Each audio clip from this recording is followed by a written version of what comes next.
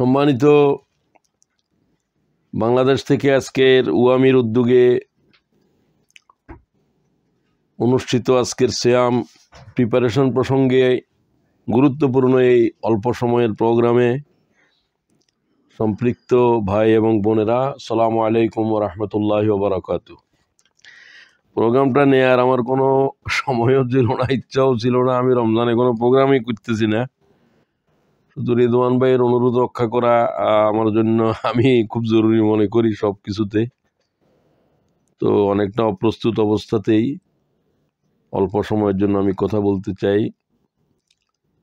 আল্লাহ তাআলার কাছে তৌফিক কামনা করছি এবং আপনাদের কিছু প্রোগ্রাম আদি পরিকল্পনা শুনে আমি খুব আনন্দিত হয়েছি। রমজানকে এইভাবে পরিকল্পিতভাবে ব্যয় না করা আমাদের একটা বড় ভুল ছিল। আলহামদুলিল্লাহ, আমি আজকের অনুষ্ঠানে আমাদের ভাইদের যার যতটুকুই আছে পরিকল্পনা শুনে আমি খুব আনন্দিত হয়েছি। আমি সেই প্রসঙ্গের সাথে পরিশিষ্ট যোগ করতে চাই। এমন একটা মাস আমাদের মাথার উপরে ছায়া বিস্তার করেছে। রাসূলুল্লাহ বলছেন, কাদ আযাল্লাকুম শাহরুন আযীম। এই মাসকে বিশেষণ দিয়েছেন আল্লাহর বিশেষণে বিশেষিত করে। আযীম হচ্ছে আল্লাহর গুরুত্বপূর্ণ সিফতের একটি। হুয়াল আলিয়ুল আযীম। আয়াতুল কুরসিতে আপনারা আল্লাহর বিশেষণ দেখেছেন। ওয়া হুয়াল আলিয়ুল আযীম। আযীমের কোনো বাংলা প্রতিশব্দ করাই মুশকিল। রাসূলুল্লাহ বলছেন, কাদ আযাল্লাকুম শাহরুন আযীম। তোমাদের মাথার উপরে এক অত্যন্ত বরকতপূর্ণ সম্মানিত এক মাস ছায়া বিস্তার করেছে। তো এই মাসের ফজিলত, এই মাসের করণীয় সম্পর্কে আলোচনা অনেক শুনেছি আমরা। এখন যেটা আলোচনা হচ্ছে এটাকেই আমি সামনে নিয়ে কথা বলতে চাই। একটা পরিকল্পনা গ্রহণ করা দরকার যেন মাসটা পরিকল্পিতভাবে আমরা ব্যয় করতে পারি। 2023 সাল, 22 সাল, 20 সাল, 10 বছর, 15 বছর রমজান এসেছে, রমজান গিয়েছে, কিন্তু আমরা কাঙ্ক্ষিত মানে পৌঁছতে পারি নাই। আমাদের আকাঙ্ক্ষাটা কি? পরিকল্পনার একটা টার্গেট থাকে। আপনারাও অনেকে বলছেন টার্গেট এজনকেই করবেন, কোরআন শরীফ এভাবে পড়বেন। তো আমি সেগুলোকে একটু সংক্ষিপ্ত আকারে বলতে চাই। আপনাদের পরিকল্পনাগুলোকে আমি স্বাগত জানিয়েছি। টার্গেট হলো 1 নম্বর, যে টার্গেটে না পৌঁছলে আল্লাহর লানত, মালায়েকার লানত, সমস্ত পয়গম্বরের লানত আমাদের উপরে থাকবে। সেটা প্রথমেই টার্গেটে রাখতে হবে। এই হাদিস আপনাদের জানা আছে, রাসূলুল্লাহ সাল্লাল্লাহু আলাইহি ওয়াসাল্লাম মিম্বরের উপরে দাঁড়ালেন আর বললেন কি? আমিন। ফালাম্মা রাকিতুস সানিয়া ক্বালা আমিন। ফালাম্মা রাকিতুস সালিসা ক্বালা আমিন। ফালাম্মা নাযালা কুলনা ইয়া রাসূলুল্লাহ লাকাদ সামি'না মিনকাল ইয়াওমা শাইয়্যা মা কুননা নাসমাউহু। ইয়া রাসূলুল্লাহ, আপনি এরকম কেন আচরণ করলেন? আমিন বলে বলে নেমে গেলেন, কিছুই আমরা দেখলাম না, কেন এরকম করলেন? নবী করিম সাল্লাল্লাহু আলাইহি ওয়াসাল্লাম বললেন, তোমরা দেখো নাই আমার সামনে জিবরাইল দাঁড়িয়েছিল আমি যখন মিম্বারের উপরে খাড়া হয়েছি।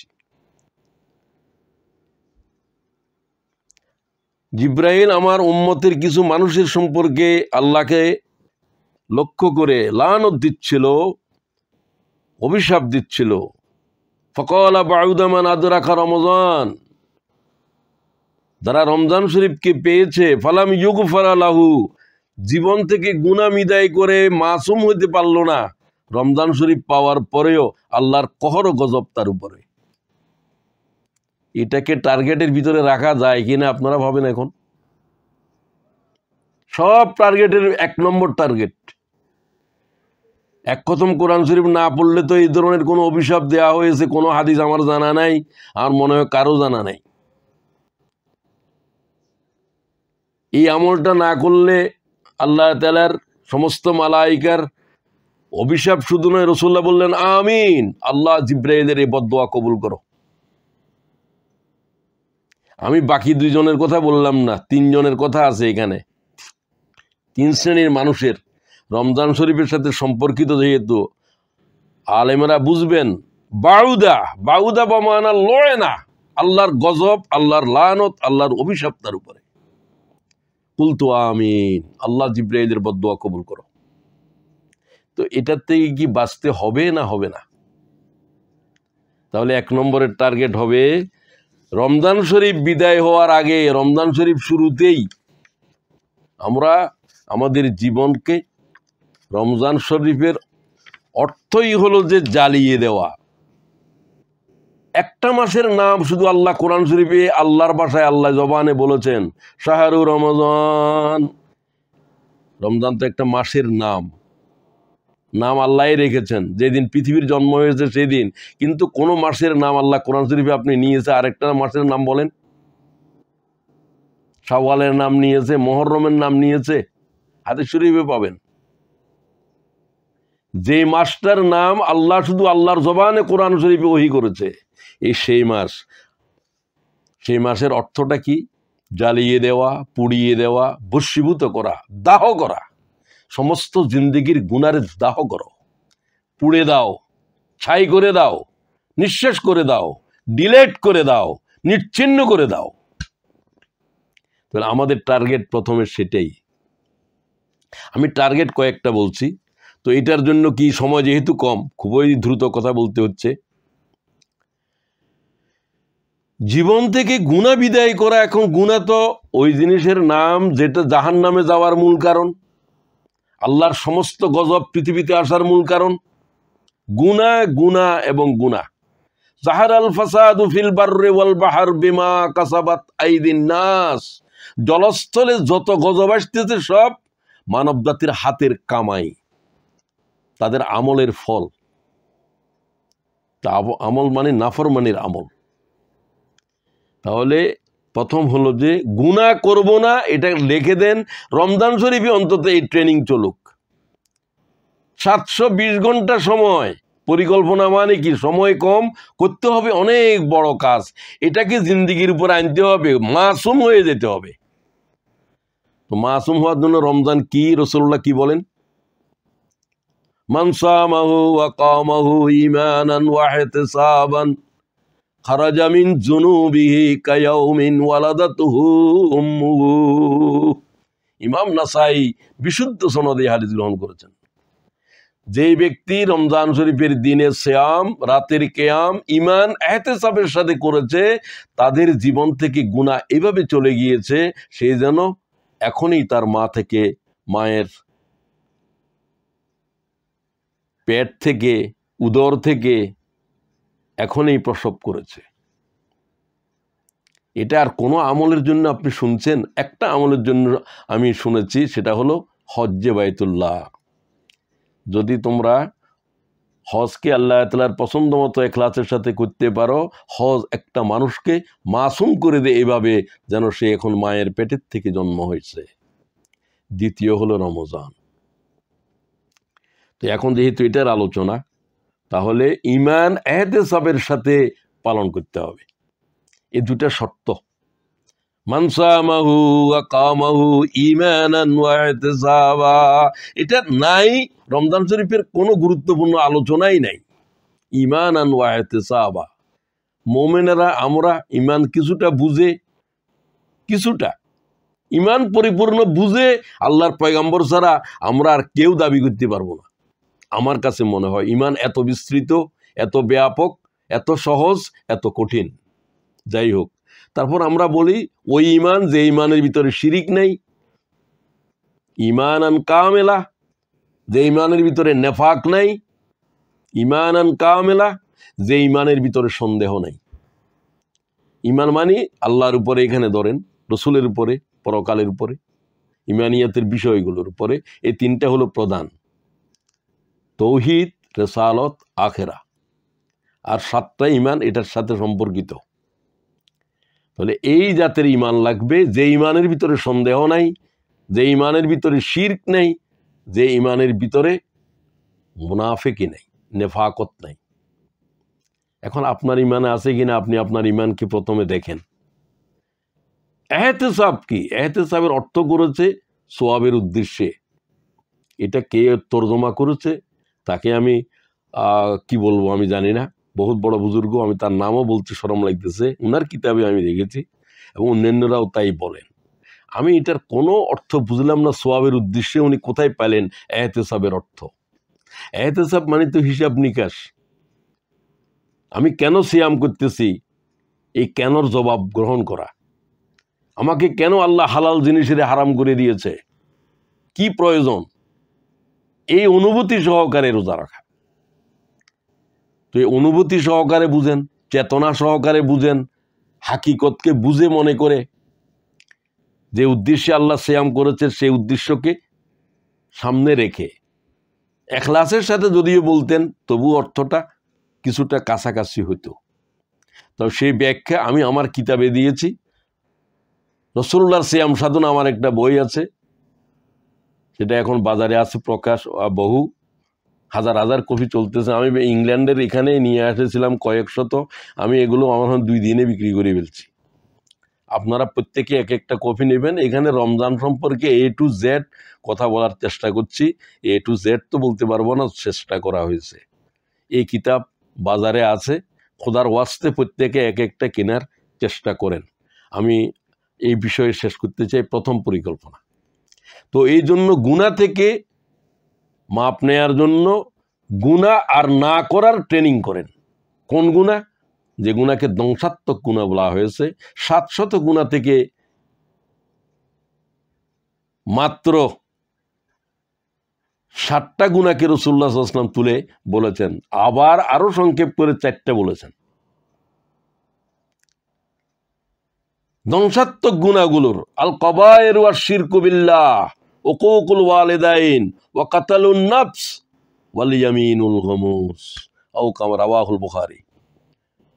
একেবারে 4টে গুনাহকে বললেন যে গুনাহে কবিরার এইটাই হলো যে কবিরার কবিরা। 1 নম্বর শিরক, যে গুনাহ করলে তওবা না করলে আল্লাহর কসম সে জাহান্নামী। আল্লাহ বলছেন তাকে মাফ করব না, মাফ করব না। একটা গুনার উপরে আল্লাহ বলছেন সারা কোরআনে আমার আর জানাই নাই, ইন্নাল্লাহ লা ইয়াগফিরু, ইন্নাল্লাহ লা ইয়াগফিরু, আল্লাহ ক্ষমা করবে না। আল্লাহ বলছেন আমি একটা গুনাহ ক্ষমা করব না। আপনিও তো করেন না। বউয়ের যত গুনাহ যত দোষ আছে সব মাফ করেন, পরকিয়া মাফ করেন। বিছানায় যদি অন্য কেউ স্বামী স্ত্রীর ভিতরে শিরিক দে অংশগ্রহণ করে, এটা কি ক্ষমা করেন? এটাকে শরীয়তেও ক্ষমা করে না। তবে হ্যাঁ, সে তওবা করলে, অনুতপ্ত হলে, একটা ভুল হয়ে গেছে, মাফ করে দেওয়ার কথা আছে। তাহলে মাফের জন্য হলো তওবা।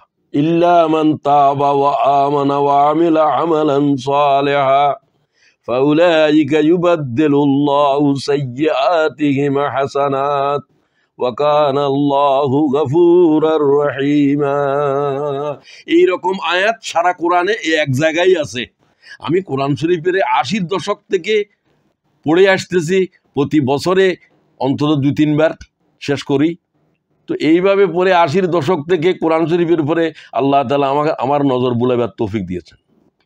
আমি এই আয়াত একটাই আছে কোরআন শরীফে, আমি আর দ্বিতীয়টা পাই নাই। সূরা ফুরকান সম্ভবত 68। ইল্লা মান তাবা ওয়া আমানা ওয়া আমিলা আমালান সালিহা।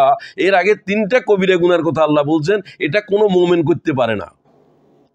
ওয়াল্লাযীনা লা ইয়াদউনা মা'আল্লাহি ইলাহান আখার, শিরিক। আল্লাহ ছাড়া অন্য কাকেও ডাকা, কিছু করার পাওয়ার জন্য ডাকা, কোনো বিপদ থেকে মুক্তির জন্য ডাকা, যে কোনো কারণে আল্লাহ ছাড়া কোনো গায়রুল্লাহর ডাকা শিরক। 1 নম্বর। 2 নম্বর, ওয়াল্লাযীনা লা ইয়াদউনা মা'আল্লাহি ইলাহান আখার ওয়া ইয়াকতুলুনান নাফসাল্লাতী হারামাল্লাহু ইল্লা বিল হক, সঙ্গত কারণ ব্যতি রেখে আল্লাহর কোনো গোলামকে খুন করা। আল্লাহর সাথে সবচেয়ে বড় গুনার নাম শিরক। মানব জাতির উপরে যত গুনাহ আছে, যত অপরাধ আছে, সবচেয়ে বড় অপরাধ রক্তপাত করা, নিরপরাধ কোনো মানব খুন করা। একটা মানব খুন করা, রাসূলুল্লাহ বলছেন সমগ্র দুনিয়াকে ধ্বংস করে দেওয়া, এর চাইতে বড় গুনাহ। মান কাতালা নাফস বিগাইরি নাফস ফাকান্নামা কাতালান নাসা জামিয়া। একটা নিরপরাধ মানুষের যে খুন করেছে, যে সমগ্র কোটি কোটি মানবতারে খুন করে দিয়েছে। এটা আল্লাহর কোরআন বলছে। তাহলে এই গুনাহ থেকে বাঁচতে হবে। এখানে আল্লাহ তিনটে কথা বলছেন, ওয়ালা ইয়াজনুন। মানুষ নিজের উপরে যত গুনাহ করে, সবচেয়ে বড় গুনাহ হলো ব্যভিচার। আমি ক্ষেত্র বলে দিচ্ছি, মানব জাতির সাথে যত গুনাহ আছে, সমস্ত গুনার সাথে ভয়ঙ্কর গুনাহ হলো কতল। কতলের সাথে সম্পর্ক থাকা, তাকে কতল করা হোক, তাকে ফাঁসি দেয়া হোক, এই লব্ধ যার থেকে বলেছে সে হত্যার অপরাধী। শুধু বিচারক নয়, শুধু বাদী নয়, সমর্থনকারী। যাই হোক, সেগুলোর দিকে আমি যাচ্ছি না। এবং জেনা মানুষ বুঝেই না। চোখের ভিতরে জানা, কানের ভিতরে জানা, ধরার ভিতরে জানা, জেনা চলছে। সমগ্র পৃথিবী জেনার মহা লোনা দরিয়ার ভিতরে ডুবে গেছে। আপনি আমি সবাই, ইচ্ছাকৃত অনিচ্ছাকৃত। তার থেকে তওবা ছাড়া কোনো ইল্লা মান তাবা, এই তিনটে গুনাহ যারা করে ফেলছে, এখানে আল্লাহ শিরিকের মাফ করার এই আয়াতের ভিতরে শুধু খোঁজখবরই দিচ্ছে। ইল্লা মান তাবা, এই তিন গুনাহকারীকে আমি তো ক্ষমা করব না, বলছিলাম ক্ষমা করব যদি তারা তওবা করে, ফিরে আসে। ওয়া আমানা ওয়া আমিলা আমালান সালিহা, নতুন করে ঈমান আনে এবং কিছু নেক আমল করে, সদকা দেয় গুনার জন্য। তাহলে আমি তাদের কি করব? শুধু ক্ষমা করব না, ইল্লা মান তাবা ওয়া আমানা ওয়া আমিলা আমালান সালিহা ফাউলাইকা ইউবাদদিলুল্লাহু সাইয়্যাতিহিম হাসানাত। গুনাহ করেছিলি, যে শিরিক করেছিলি, জেনা করেছিলি, শরাব খেয়েছিলি, যত গুনাহ করছ সব নেকি হয়ে যাবে। সব নেকি কেমনে হয়? আমি বহুদিন এই আয়াত বুঝি নাই, কোনো আলেমের জিজ্ঞাসা করে জবাবও পাইনি। আল্লাহই জবাব দিছে আমার কলবে। হ্যাঁ, এই গুনাহকে যতবার মনে করে, তওবা মানে স্মরণ করে, ততবার কাঁদে, ততবার নেকি হয়। সমস্ত গুনাহ যেন তার নেকি হওয়ার জরিয়া হয়ে গেছে। ব্যাস, ভাইদেরকে বলবো, প্রথম মাসুম হওয়ার জন্য তওবা করো। কোন সময়, বিশেষ করে পুরা রমজানের প্রতিটি মুহূর্তই তওবা কর।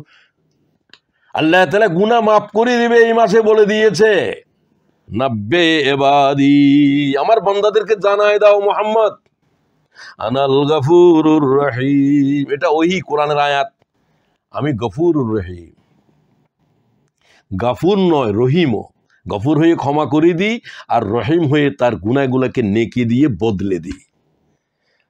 আপনি সফল সে ব্যক্তি যার রমজান শরীফ তার গুনাহকে, অতীত গুনাহগুলোকে নেকি বানিয়ে দিয়েছে, যখন আল্লাহ তাকে এইভাবে তওবা করার তৌফিক দিয়েছে। শেষ রাতে উঠবেন, যখন আল্লাহ বলেন গুনাহ মাপ চাওয়ার কেউ আছে কিনা, এই কথাটা 24 ঘন্টার ভিতরে এক সময় শুধু বলে। কোন সময়? রাসূলকে জিজ্ঞাসা করা হয়েছে সবচেয়ে উৎকৃষ্ট সময় কোনটি? আইয়ু সাআতি আফজাল ইয়া রাসূলুল্লাহ, হুজুর সবচেয়ে উৎকৃষ্ট সময় 24 ঘন্টার ভিতরে কোন সময়টা? জাওফুল লাইলিল আখির। রাসূলুল্লাহ জবাব দিলেন, রাতের শেষ অংশ, যে অংশে জাগ্রত থাকা নবীর উপরে আল্লাহ ফরজ করে ওই করেছেন। ইয়া আইয়ুহাল মুযাম্মিল কুমিল লাইল ইল্লা কালিলা নিসফাহু আও ইনকুস মিনহু কালিলা। ও মুহাম্মদ, অর্ধেক রাতের পর কি করে ঘুমাবে তুমি? নবুয়তের দায়িত্ব দেয়া হয়েছে ঘুমানোর জন্য নয়, সমগ্র মানবতার ফিকির করো। তাহলে এই যোগ্যতা আসার জন্য অর্ধেক রাতের পরে তুমি জাগ্রত থাকো, কম বেশি। তো সেটা বিশেষ করে রাত যখন আর 3 ভাগের 1 ভাগ বাকি থাকে। ইয়ানজিলু রাব্বুনা তাবারাকা ওয়া তাআলা কুল্লু লাইলাতিন ইলা সামাইদ দুনিয়া। প্রতি রাতের 3 ভাগের 1 অংশ যখন বাকি থাকে, আল্লাহ নিকটতর আকাশ থেকে জমিনের দিকে 3টা আওয়াজ দেয়। বুখারীর রওয়ায়াত, বিশুদ্ধ বুখারী বললে তো আর বিশুদ্ধ বলার প্রয়োজন নাই, বিশুদ্ধতম। কি বলে, মাইয়াদউনি ফাস্তাজিবা লাহু, আমাকে ডাকার কেউ আসো, আমি ডাকের জবাব দিতে আসছি। তখনই আল্লাহরে ডাকো। কি ডাকো? সুবহানাল্লাহ, আলহামদুলিল্লাহ, লা ইলাহা ইল্লাল্লাহ, আল্লাহু আকবার। ঘুমের থেকে উঠে রাসূলুল্লাহ 10 বার বলতেন সুবহানাল্লাহ, আলহামদুলিল্লাহ, আল্লাহু আকবার, লা ইলাহা ইল্লাল্লাহ, লা হাওলা ওয়ালা কুওয়াতা ইল্লা বিল্লাহ। এরপরে বলো আল্লাহুম্মা গফিরলি যামবি।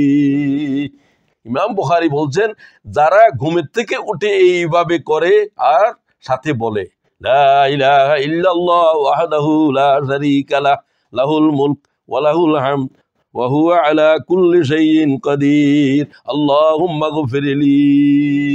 ইমাম বুখারী এই হাদিস নিয়ে বলছেন, রাসূলুল্লাহ বলছেন তার গুনাহ সাথে সাথে মাফ হবে। এই হাদিস আপনারা যদি না জেনে একবারে ইমাম বুখারীর বিশুদ্ধ সনদে জেনে নেন, গুনাহ মাফ হওয়ার জন্য ঘুমের থেকে উঠে যারা এটা বলে, তা আপনি বলেন প্রতি রাত বলতে পারেন, রমজান শরীফে যদি উঠবেন ঘুমের থেকে না জানলেও সেহরির জন্য উঠবেন, তখন আল্লাহর এই ডাকে 3 ডাকের 1 ডাকের জবাব দেন।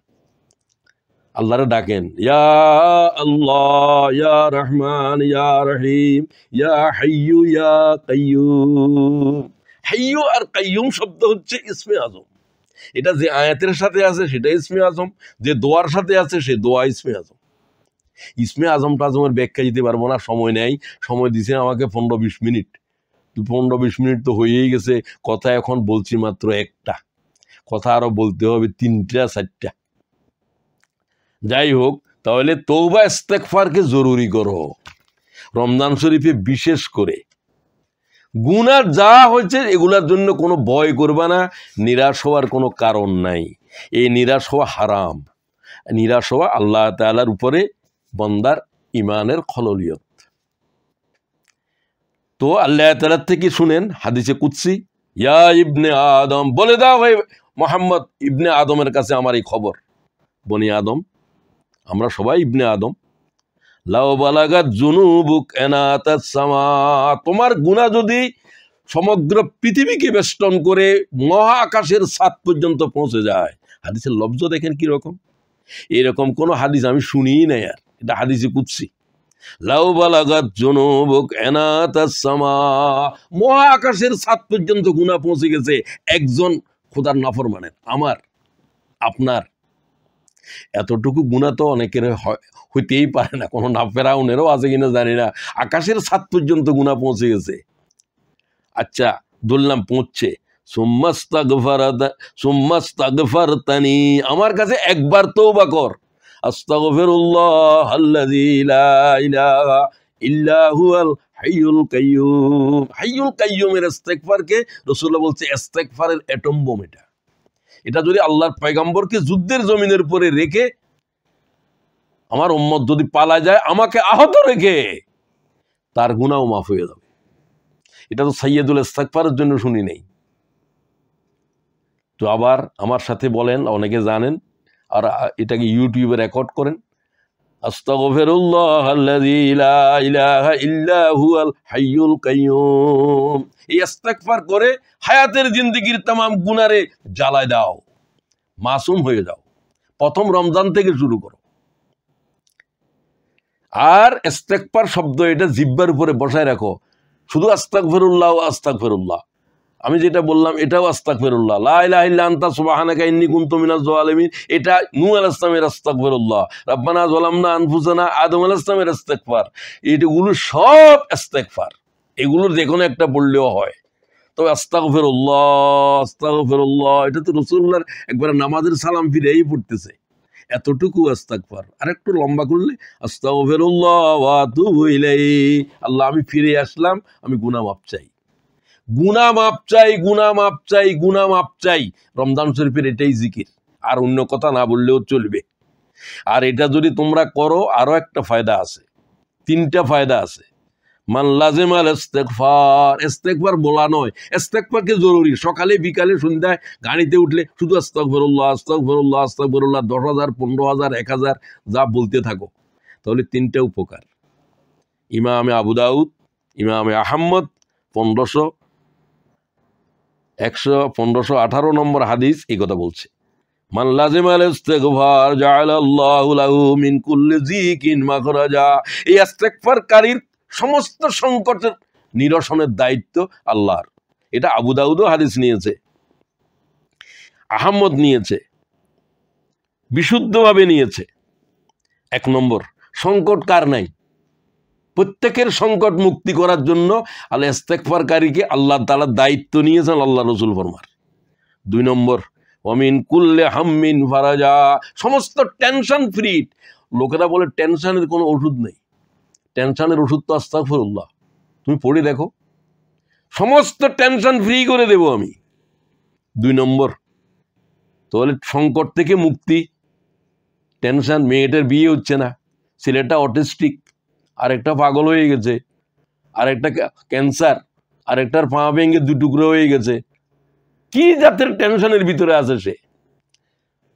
তো আল্লাহ রাসূলুল্লাহ বলেন যে টেনশন ফ্রি করার ওষুধ হচ্ছে ইস্তিগফার। আর কি লাগে? ওয়ারাযাকাহু মিন হাইসু লা ইয়াহতাসিব, ইস্তিগফারকারীকে আমি গায়েবের থেকে রিজিক দেব, গায়েবের থেকে রিজিক দিব, গায়েবের থেকে রিজিক দিব। আমাকে তো নিয়মিতই দিচ্ছে, আমি বোঝার জন্য বলছি, নিয়মিত। চাকরি নেই, বাকরি নেই, কিছু নেই, কতক্ষণ আসি করে। একদিন মনে করেন যে আমাকে দেখতে আসছে, আমাদের ডাক্তার রেজওয়ান দেখতে আসছে, প্যাকেট একটা রেখে যায়, মহিষ ভাই এটা রাখেন। ওমা, এর ভিতরে 200, 500, 700 পাউন্ড, পাউন্ড টাকা নয়, বাংলাদেশের 1 পাউন্ডে দাও। তো এইরকম আরো বহুত আল্লাহর গোলাম, একজনের নাম বললাম যেহেতু উনি আছে এখানে, এটা আল্লাহর শুকর হিসাবে বলছি আমি। আল্লাহ গায়েবের থেকে কিভাবে রিজিক দে, আমি বাইরে, আমি আমারে দেখে তাজ্জুব হয়ে যাই। বুঝতে পারছেন? তো এই জন্য আপনাদেরকে, আমাদেরকেও, সবাইকে বলছি, আল্লাহ যখন গায়েবের থেকে আল্লাহর কোনো গোলামের রিজিক দিবে, তার রিজিক, তার অভাব নামক কোনো জিনিসের সাথে তার দেখাই হবে না জিন্দেগিতে। তো বাস প্রথম পরিকল্পনার সাথে করণীয় গুনাহ থেকে মাফ করার জন্য তওবা, এটা 1 নম্বরের পরিকল্পনা।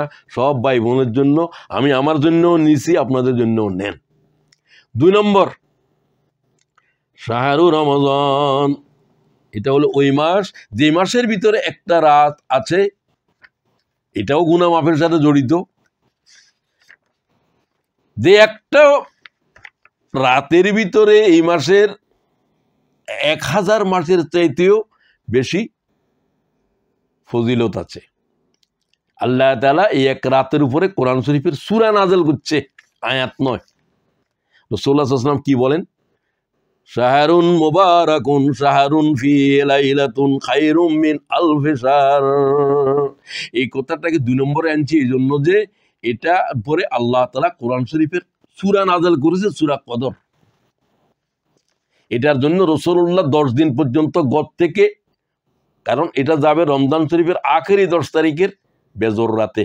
তাহাররু লাইলাতুল কদর খায়রুম তাহাররু লাইলাতুল কদরে মিনাল ওয়াতিরিল আশরিল আওয়াখির মিন রমাদান, রাওয়াহুল বুখারী। রমজান শরীফের শেষ 10 তারিখের বেজর রাতের ভিতরে লাইলাতুল কদর যাবে। তো আমার কি করতে হবে? অনিদ্রায় রাত কাটাইতে হবে, দিন নয়। সব বুজুর্গি হলো রাতের ভিতর, রাতের ভিতর সব বুজুর্গি যাবে। লাইলাতুল কদর, লাইল মানে রাত। ওহী নাযিল হয়েছে রাতে, তৌরাত নাযিল হয়েছে রাতে, ইনজিল নাযিল হয়েছে রাতে, জবুর নাযিল হয়েছে রাতে, তামাম কিতাব নাযিল হয়েছে রাতে, রাতের শেষ অংশে। কোরআন শরীফ 27 রমজান রাতের শেষ অংশে হেরা পর্বতের গুহায়, তখন রাত আর 3 ভাগের 1 অংশ বাকি ছিল। এগুলো সব আমি একেবারে দলিল খুঁজে খুঁজে বাইর করছি, আমার সময় নাই সেগুলো বলার। তো ওই সময় এতেকাব করতে পারলে ভালো, না হলে সেই 10 তারিখ মা আয়েশা বলছে রাসূলুল্লাহ কিভাবে কাটাতেন, আপনার পরিকল্পনা তাই হোক। সাদ্দা মিজারাহু, রাসূলুল্লাহ কোমরকে বেঁধে ফেলতেন এশারের নামাজের পর, কোমরে বেল্ট পরে ফেলতেন। তখন রাসূলুল্লাহর বয়স কত? আপনি চিন্তা করেন, 53 বছরে হিজরত করছে, হিজরতের পরের বছর থেকে দিলে 54 বছর, 54 বছরের বৃদ্ধ। সাদ্দা মিজারাহু ওয়া আইকাযা আহলাহু ওয়া আহইয়া লাইলাহু, রাওয়াহুল বুখারী। রাওয়াহুল বুখারী বলতেছি, সব অন্যগুলো এখন পরে। কোমরকে বেঁধে ফেলতেন। হুজুরের সব স্ত্রীরা মসজিদে নববীর সাথেই ছিল ঘর, প্রত্যেককে জাগায় দিতেন, ঘুমাইও না ঘুমাইও না ঘুমাইও না, লাইলাতুল কদর যাইতেছে। আর রাসূলুল্লাহ সাল্লাল্লাহু আলাইহি ওয়াসাল্লাম এই 10 রাতের 5 রাত নয়, বেজর ন জোর বেজর। মা আয়েশা বলছেন এতেকাফের সময় এই 10 রাত রাসূলুল্লাহর পিঠ বিছানার উপরে যায় নাই, আমি আল্লাহর কসম খেয়ে বলছি। সুজ্জাদাও ওয়া কিয়ামা, রাসূলুল্লাহ রাত কেটেছে সুজ্জাদাও ওয়া কিয়ামা, কিয়ামের ভিতরে এবং সিজদার ভিতরে আর মুনাজাতের ভিতরে, আল্লাহর ক্রন্দন করার ভিতরে। আপনার জন্য আমার জন্য এই মা আয়েশা জিজ্ঞাসা করলেন, হুজুর আমি যদি বুঝি যে লাইলাতুল কদর যাচ্ছে আমি কি বলবো, আমার শিখাই দেন। বলো, ইয়াকুল ইন্নাকা আফুউন তুহিব্বুল আফওয়া ফাআফু আন্না ইয়া কারীম, আল্লাহুম্মা ইন্নাকা আফুউন, ও আল্লাহ তুমি ক্ষমা করতে পছন্দ করো, তুমি ক্ষমাকারী, আমাকে ক্ষমা করো। শুধু এটাই বলো, শুধু এটাই বলো, শুধু এটাই বলো। সারা রাত এক খতম কোরআন শরীফ করতেও বলেন নাই, আল্লাহুম্মা ইন্নাকা আফুউন তুহিব্বুল আফওয়া ফাআফু আন্না ইয়া কারীম। আন্না বলতে পারেন, আন্নিও বলতে পারেন, আমাদেরকে, আমাকে। আয়েশা তুমি এটাই বলো শুধু, ও আল্লাহ আরে মাফ করে দে, লাইলাতুল কদরে আর কিছু চাই না, মাফ করে দেন, মাফ করে দেন, মাফ করে দেন। মাফের উপরে আর কি বলতাম? ওই আল্লাহ তাআলা যে 3 ডাক দে, একটা গেল, দ্বিতীয় ডাক কি? মাইয়াদউনি ফাস্তাজিব লাহ, মাইয়াসআলুনি ফাউতিয়া লাহ। আমার কাছে চাওয়ার কিছু আছো? মেয়েটার বিয়ে হচ্ছে না, তো বিয়ে চাও। অসুস্থ মায়ের সেবা চিকিৎসা হচ্ছে না, এটা চাও। যা আল্লাহর কাছে চাও, আল্লাহ বলছে আমি দিতে আসছি। এই কথা তো আল্লাহ কোনো সময় বলে না, আমরা বলি। এখন আল্লাহ বলতেছেন তৃতীয়, মাইয়া গুফেরুনি ফাগফারা লাহু, গুনাহ মাফ চাওয়ার কেউ আছো? তো আমি তো বলি যে আল্লাহ রে, ও আল্লাহ তুমি ডাকতেছো যে গুনাহ মাফ করার কেউ আছো? তামাম সৃষ্টি এখন জাগ্রত রাতের শেষ অংশে। আমি তো সেহেরির জন্য উঠবো, আপনি 2 রাকাত 4 রাকাত নামাজ পড়েন, তারপরে কাঁদেন। রাসূলুল্লাহ সাল্লাল্লাহু আলাইহি ওয়াসাল্লাম রাত জাফরণ করার কিভাবে, সেগুলো আলোচনা করতে পারতেছি না। নামাজের পরে হাত তুলতেন বেলালের আজান পর্যন্ত, এবং হুজুর অজর ধারে কাঁদতেন, এক একটা আয়াত পরে রাত শেষ করে দিতেন। যে আয়াত বেশি পড়ে কাজ শেষ করতেন সেটা সূরা মায়েদার 118 নম্বর, 118 নম্বর। নাম বলে দিছি, আপনি পড়েন। কথা বুঝতে পারছেন? আমি সেদিকে আর যেতে পারতেছি না। দ্বিতীয় কথা বলতেছি, দ্বিতীয় পরিকল্পনা, দ্বিতীয় গেল লাইলাতুল কদর অন্বেষণ করা। আর লাইলাতুল কদর পাই নাই, 2025 সালে লাইলাতুল কদর পেতে হবে আমাকে। যদি পেতে হবে, নিশ্চিত করতে চান, এতেকাপ করেন। যদি এতেকাপ করতে না পারেন, বেজর রাতে এতেকাপ করেন, 24 ঘন্টার এতেকাপ আছে। অন্তত রাত অনিদ্রায় থাকেন। রসুল আহিয়া লাইলাহু, রসুল্লাহর চোখ নিদ্রা দেখে নাই। মা আয়েশা বলছে পিঠ বিছনা দেখে নাই। তো বেজর রাতগুলোতে তাই করেন, অথবা এই 10 প্রত্যেক রাতে। এরপরে শাহরু রমজান আল্লাযী উনজিলা ফীহিল কোরআন, মাসের নাম ধরলেন আর বললেন যে এটা ওই মাস যে মাসে আল্লাহর কিতাব কোরআন শরীফ নাযিল হয়েছে। তামাম কিতাব নাযিল হয়েছে। ইমাম আহমদ বিশুদ্ধভাবে এই হাদিস গ্রহণ করেছেন। তৌরাত কোন দিন নাযিল হয়েছে? রমজানের।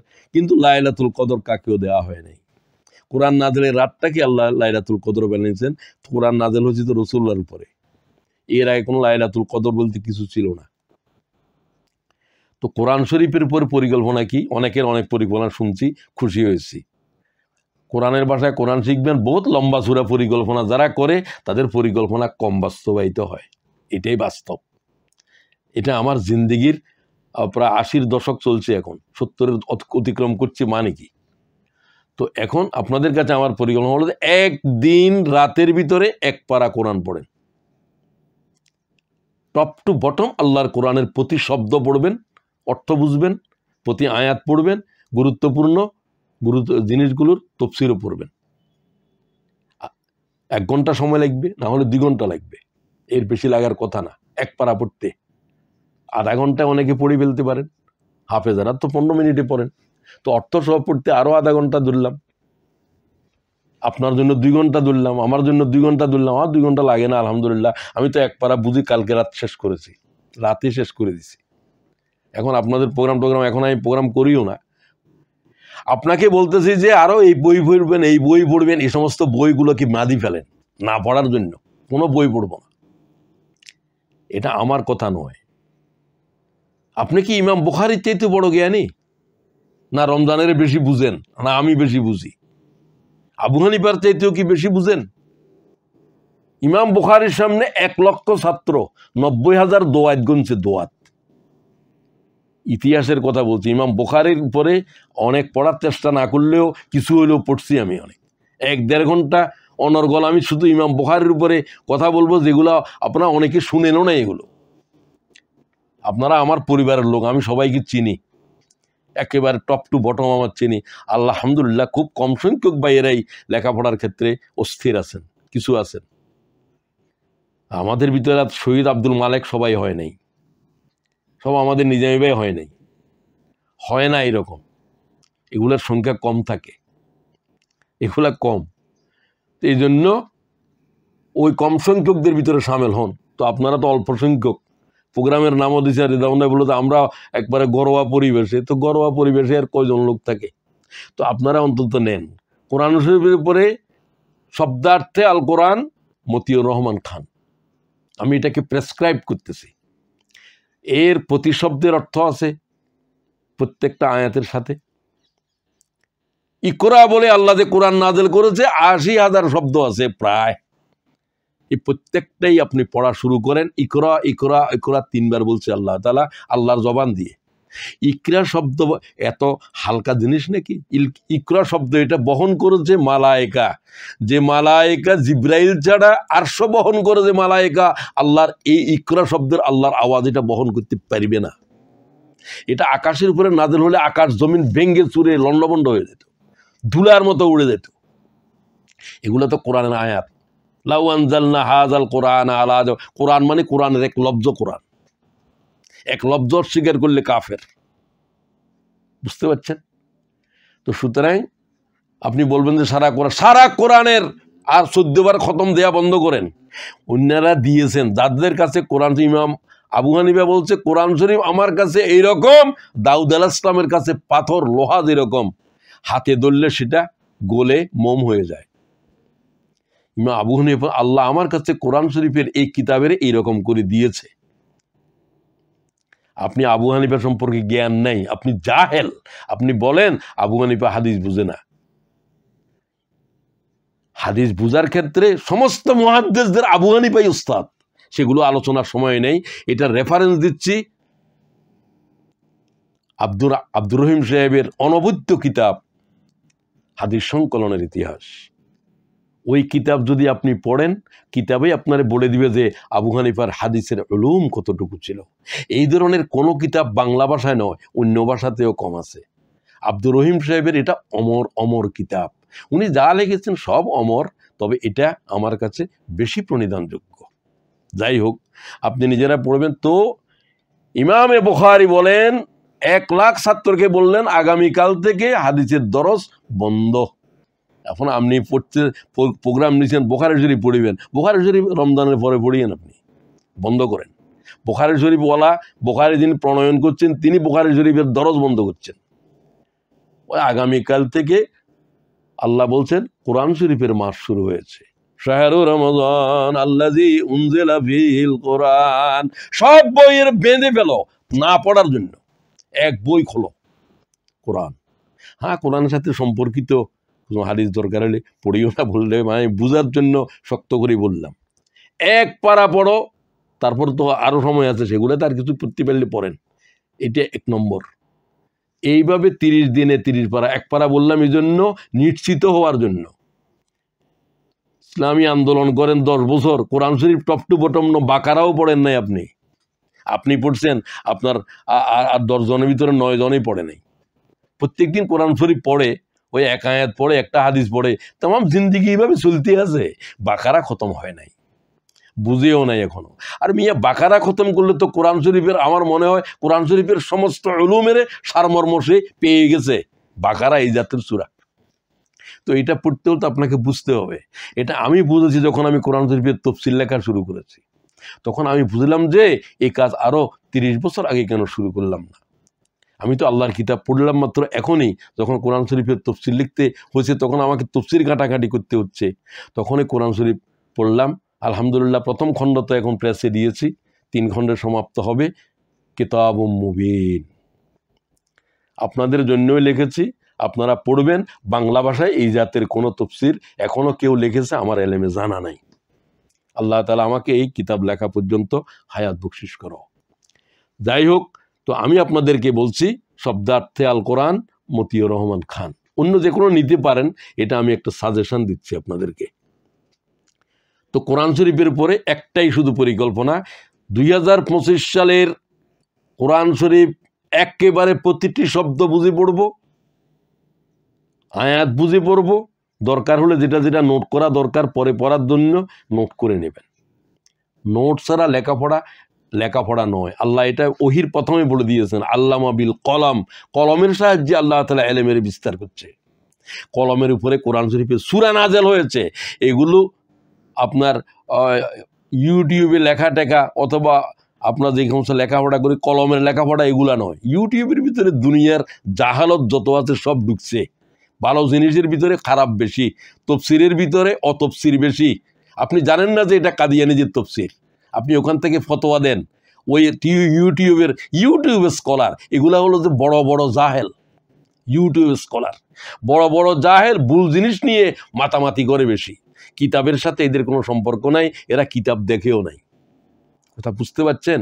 আপনি ইউটিউব সম্পর্কে আমার চাইতে ভালো জানেন। আমি বললাম যে ইউটিউব হচ্ছে জাহালত বিস্তারের, এলেম বিস্তারের জন্য সামান্য, গোমরাহি বিস্তারের জন্য এক ভয়াল সয়লাভ। আর কি বলবো, রমজান শরীফে সম্ভব হলে ইউটিউবটাকে অনলাইনের অপ্রয়োজনীয় জিনিসগুলো বাইরে শুধু একটা কারণে ব্যবহার করতে পারেন, কোরআন শরীফের তর্জমা সহ যদি আপনি পড়েন, সেগুলো অনেক সময় সেখানে ডাউনলোড করা আছে, আপনি পড়তে পারতেছেন না, এখন শুয়ে শুয়ে শুনতেছেন, ওইটাও পড়া। কোরআন শরীফের এক খতম পড়তে বললাম, আপনি যদি শুনতে পারেন শোনাটাও পড়া। কোরআন শরীফ তো হাফেজে কোরআনে পড়তেছে, আপনি নামাজে শুনতেছেন, ফরজ আদায় আপনারও ফরজ আদায় হয়ে যাচ্ছে। কথা বুঝতে পারছেন? শোনা এবং পড়া এক জিনিস। তো এটার তৃতীয় পরিকল্পনা গেল। কোরআন শরীফের নাজেল হওয়ার সাথে আরো অনেক কথাই ছিল, সেগুলো আমি আর যাচ্ছি না, যেহেতু এটা কোরআন শরীফটা পড়বেন হেদায়েতের কিতাব হিসাবে। আবার বলছি, আই রিপিট অ্যাগেন, এটা হেদায়েতের কিতাব, কিন্তু এটার ভিতরে নাই কোনো এলেম নাই, সব কিছুর কিতাব, তিবিয়ানান লিকুল্লি শাইইন। কিন্তু আল্লাহ কোরআন শরীফ থেকে হেদায়েত ছাড়া আর সব কিছুই কোরআন শরীফ থেকে আপনার না নিলেও চলবে, সেটা মূল নয়। মূল হচ্ছে কোরআন শরীফে বিজ্ঞান আছে, কোরআন শরীফে ইতিহাস আছে, সব কিছুর মূল হলো হেদায়েত দেওয়া। এই জাতির এই পরিণতি হয়েছিল, তোমরা ওই কাজ করবে না।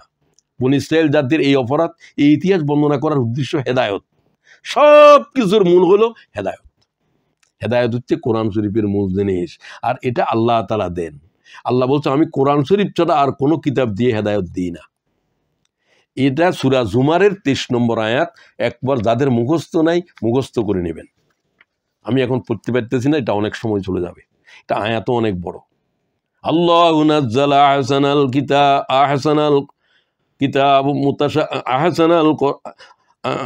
আহসানাল হাদিস কিতাবাম মুতাশাবিহাম মাসানি তাকশাইরু মিনহু জুলুদুল্লাযীনা ইয়াখশাউনা রাব্বাহুম সুম্মা তালিনু জুলুদুহুম ওয়া কুলুবুহুম ইলা যিকিরিল্লাহ যালিকা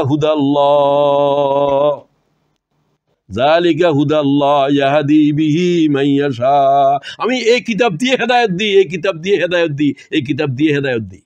তাহলে হেদায়েত অন্য কোনো কিতাবের ভিতরে নাই, বুখারী শরীফে নাই, মুসলিমে নাই, তিরমিজিতে নাই। তারপরে হেদায়েতের কিতাব হল এটা। তো আমি শেষ করতেছি, এরপরে কোরআন শরীফের জন্য এই আর তাকওয়া অর্জনের মাস। তাকওয়া অর্জন করতেই হবে। তাকওয়ার নাম শুনছি, কিন্তু তাকওয়া অনেকে আমরা বুঝিও না। অনেকে বুঝি দাড়ির নাম তাকওয়া, তসবির দানার নাম তাকওয়া না। রাসূলুল্লাহ এগুলা দড়ি বলেন না তাকওয়া। আত-তাকওয়া হাউনা ওয়া ইশারাতু ইলা কলবি রাসূলিল্লাহ। নিজের কলবকে ইশারা করে হুজুর বললেন যে এখানে তাকওয়া, এখানে তাকওয়া, এখানে তাকওয়া। ব্যাখ্যা দিয়ে বলছেন, আল হালালু বাইয়িনুন ওয়াল হারামু বাইয়িনুন ওয়া বাইনাহুমা মুশতাবিহাত আল মুত্তাকি মান ইয়াত্তাকি মিনাশ শুবহাত। হারাম স্পষ্ট, হালালও স্পষ্ট। হারাম থেকে বেঁচে যাও, সন্দেহজনক জিনিস থেকে বেঁচে যাও, তুমি তাকওয়ার অন্তর্ভুক্ত। যে তাকওয়া ছাড়া জান্নাতে যাওয়া যাবে না, যে তাকওয়া ছাড়া নামাজ কবুল হবে না, রোজা কবুল হবে না, কোনো ইবাদতই কবুল হবে না। সেগুলো আলোচনা করার তো সময় নেই। রিদওয়ান ভাইয়ের চেহারা দেখা যাচ্ছে, মানে সংক্ষেপ করো, শেষ করার সময় হয়ে গেছে। এবং আমাকে আর বলেই দিয়েছেন উনি, সময় খুবই কম আমাদের। তো যাই হোক, তো আমি আর বেশি কথা বলতে চাচ্ছি না, এই কয়েকটা কথাই আমি বললাম। এহতেসাব এবং ইমানের সাথে রোজা পালন করতে হবে। সিয়াম এবং কিয়ামকে প্রতিদিন সেহরিতে তাহাজ্জুদ পড়ার জন্য সিদ্ধান্ত নেন, অন্তত অল্প হলেও। সমগ্র জিন্দিগির গুনাহ থেকে তওবা করে নিষ্পাপ হওয়ার সিদ্ধান্ত নেন এবং কদরের রজনী অন্বেষণ করার জন্য সিদ্ধান্ত নেন। আর সিয়ামকে ধ্বংসকারী জিহ্বার আপদ থেকে বেঁচে যান। কোনো পয়গম্বরের শরীয়তের ভিতরে সিয়াম ছিল না এমন নাই, কথা বলা নাজায়েজ ছিল, ইশারায় কথা বলতে হতো। তাহলে বোঝা গেল সিয়াম ধ্বংস করে জিহ্বায়, গীবত জিহ্বা দিয়ে, মিথ্যা জিহ্বা দিয়ে, সকলখড়ি, এটা সব জিহ্বার আপদ, জিহ্বার আপদ, জিহ্বার আপদ। রমজান শরীফে বলবেন আনা সাইমুন, আমি রোজাদার, অপ্রয়োজনীয় কথা বলতে পারবো না, অপ্রয়োজনীয় কাজ করতে পারবেন না। অপ্রয়োজনীয় কথা আর কাজ বাদ দিতে পারলে আর একটা জিনিস শেষ, সেটা হলো এটা ইবাদতের মাস, এক নফল ফরজের বরাবর। মান তাকাররাবা ফিহি বিখাসলাতিন মিনাল খাইর কানা কামান আদ্দা ফরিদাতান ফিমা সিওয়া। এই মাসের এক নফল ফরজের বরাবর। আপনি বুঝছেন এটার মানে কি? সমগ্র মানুষের নফল ইবাদত জমা করলে এক ফরজের বরাবর হবে না, এই মাসের এক নফল ফরজের বরাবর। এক মিনিট সময় কি অপচয় করার সুযোগ আছে?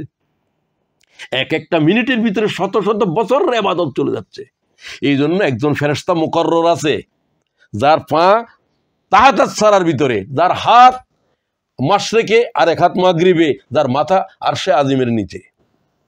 সে একটা ডাক দে, এবং রমজান শরীফে ডাক চলবে, তার ডাক কত বড়! ফায়ুনাদি মুনাদি ইয়া বাগিয়াল খাইরে আকবাল, হে নেককারেরা কোমর বাঁধো, কোমর বাঁধো, কোমর বাঁধো। নেক কাজ করার জন্য এক নফল ফরজের বরাবর, এক নফল ফরজের বরাবর চলে যাচ্ছে, চলে যাচ্ছে সময়। ইয়া বাগিয়ার শাররে আকসার, হে গুনাহগারেরা, গুনাহ না করার কসম কর, গুনাহ না করার কসম কর। এই এক মাস প্রশিক্ষণ নাও, সময়ের অপচয় করবো না, অপ্রয়োজনীয় কথা বলবো না। এই জিহ্বারে সংযত করে দিলাম, অপ্রয়োজনীয় মোবাইল টোবাইল খুলবই না। এই থেকে জিহ্বারে লাগাম করে দাও। কম খারো কম গুপ্তানু খফতান হারাম। কোনো জিনিস পাওয়ার জন্য কবি বলছে তিনটা জিনিস লাগবে: কম কথা বলা, কম খাওয়া এবং কম আরাম করা। কম খারো কম গুপ্তানু খফতান হারাম। তুমি যদি তোমার জিহ্বার সংযত করতে পারো, আরাম থেকে নিজের না বলতে পারো এবং অপ্রয়োজনীয় কথা কাজ থেকে জিন্দেগির সংযত করতে পারো, তাহলে তুমি তোমার টার্গেটে পৌঁছতে পারবে। তো আসেন, আল্লাহ তাআলা আমাকে, আমার ভাইদেরকে, বোনদেরকে, যারা আলোচনা শুনলাম, এই কয়েকটা মাত্র আমি টার্গেট দিয়েছি রমজান শরীফের পরিকল্পনার জন্য। আল্লাহ তাআলা আমাকে তৌফিক দান করুন, আপনাদেরকে তৌফিক দান করুন। আজকে যারা আয়োজন করলেন, বিশেষ করে আমাদের রেদওয়ান ভাইকে, আমি তার পরিবারের প্রতি সন্তুষ্ট, তার প্রতি কৃতজ্ঞ। আমার প্রতি তার এহসান অনেক বেশি। তো আমি সকলকে শুভকামনা জানিয়ে আমার বক্তব্য শেষ করছি। আসসালামু আলাইকুম ওয়া রাহমাতুল্লাহ।